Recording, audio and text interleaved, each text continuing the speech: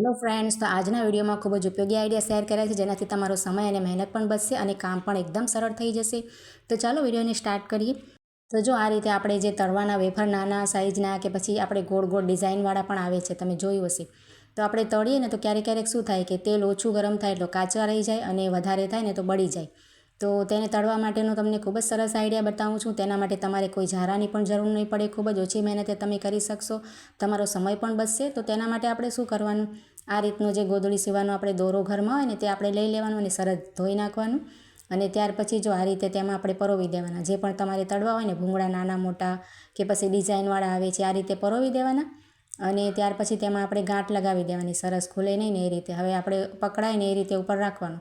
પછી આ રીતે જો ગરમ તેલમાં તમે તળશો ને તો તમારે ઝારું પણ નહીં જોઈએ ને ખૂબ જ સરસ રીતે તળી શકશો. અને બધો તેલ પણ તેનો નીતરી ગયો છે, તમે જોઈ શકો છો. જો આ રીતે આપણે તેલ નિતારી અને આપણે કાઢી લેવાના. તો તમે ખૂબ જ સરળતાથી અને એકદમ ઓછી મહેનતે તમારો ગેસ પણ બચશે અને ખૂબ જ સરસ તળાય છે. જો કાચા પણ ના રહીએ અને એકદમ સરસ આઈડિયા છે. જરૂરથી ટ્રાય કરજો અને સારો લાગે તો લાઈક પણ જરૂરથી કરી આપજો.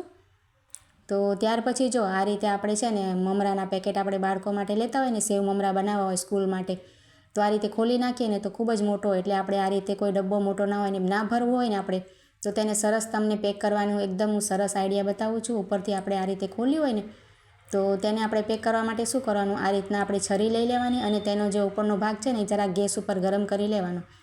અને આ પ્લાસ્ટિક એકદમ નરમ હોય ને તો તમે આ રીતે ફેરવશો ને જરાક જ ગરમ કરીને, તો જો આ રીતે આપણો મમરાનો પેકેટ એકદમ સીલ થઈ ગયો છે. આપણે ક્યાંય ભરવું પણ ન પડે, મોટા ડબ્બામાં આપણે રાખી શકાય. જો આ રીતે ધોળાશે પણ નહીં અને સરસ પેક થઈ જાય છે. તો ખૂબ જ સરસ આઈડિયા છે, જરૂરથી ટ્રાય કરજો.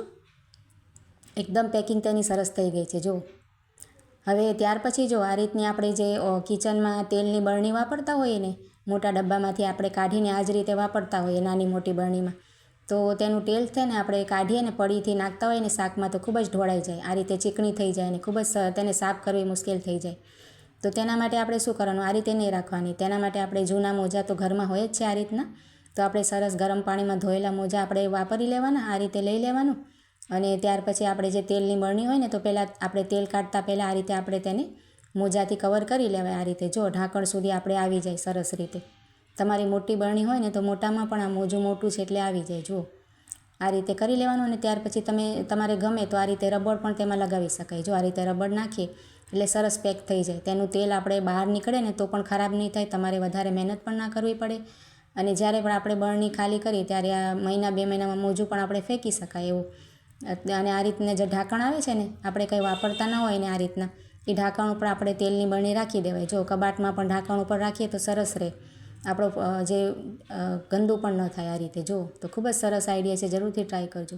હવે જો આ રીતના આપણે ફોટામાં આ રીતના પેકેટ આવતા હશે, તમે જોયા હશો, નાના ફોટા આપણે પાસપોર્ટ સાઇઝના કરીએ ને તો આ ખૂબ જ કામ આવે છે. અને પાકીટ છે ને આપણે ફેંકાય નહીં, તેમાં આપણે છે ને આ રીતના જો આધાર કાર્ડ ને પાન કાર્ડ ને આપણા હોય ને તે આપણે રાખી શકાય. જો આ રીતે ડબ્બામાં આપણે રાખતા હોય એમને એમ, તો આ રીતે સરસ કામ તેનો ઉપયોગ આવે. જો આ રીતના ફોટાનો આવે છે ને પેકેટ, તેમાં આ રીતે રાખી અને આપણે ક્યાંય પણ પર્સમાં તેને લઈ જવાય. જો આ રીતે આપણે કંઈક કામ માટે બેંકમાં જતા હોઈએ તો આ રીતે સરસ પર્સમાં તે આવી જાય છે ને આ રીતે.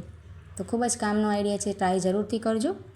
હવે ત્યાર પછી જો આ રીતે આપણે દવાના નાના છે ને આપણે બાળકોના હોય ને બોટલ કે મોટાના, તો આપણે ક્યારેક મુસાફરીમાં લઈ જવા હોય કે આપણે રાખતા હોય ને ઘરમાં પણ, તો ખૂબ જ ઢોળાતા હોય ને ઉપરથી ખરાબ થતા હોય, તેના ઢાંકણ એકદમ ઢીલા થઈ જાય. તો તેના માટે આપણે શું કરવાનું, આ રીતનું એક રબર લઈ લેવાનું અને તેની ઉપર તેના જે હોય ને આખા, તેની ઉપર આ રીતે પરોવી દેવાનું રબર. અને ત્યાર પછી તેને તમે બંધ કરશો ને તો દવા તમારી જરા પણ નહીં ઢોળાય. કદાચ શીશી આ રીતે કોઈ બાળક ઊંધી કરી નાખે, પછી આ રીતે આપણે ક્યાંક મુસાફરીમાં પર્સમાં પણ લઈ જઈએ ને તો પણ એકદમ સરસ રહે. જો તમારે ઢોળાશે પણ નહીં. તો ખૂબ જ સરસ આઈડિયા છે, જરૂરથી ટ્રાય કરજો.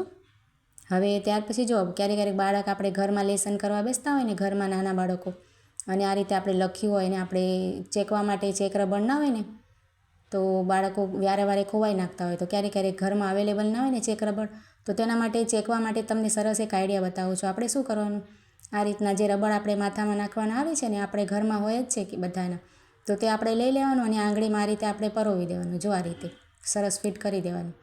ત્યાર પછી જો હું તમને ચેકીને બતાવું છું.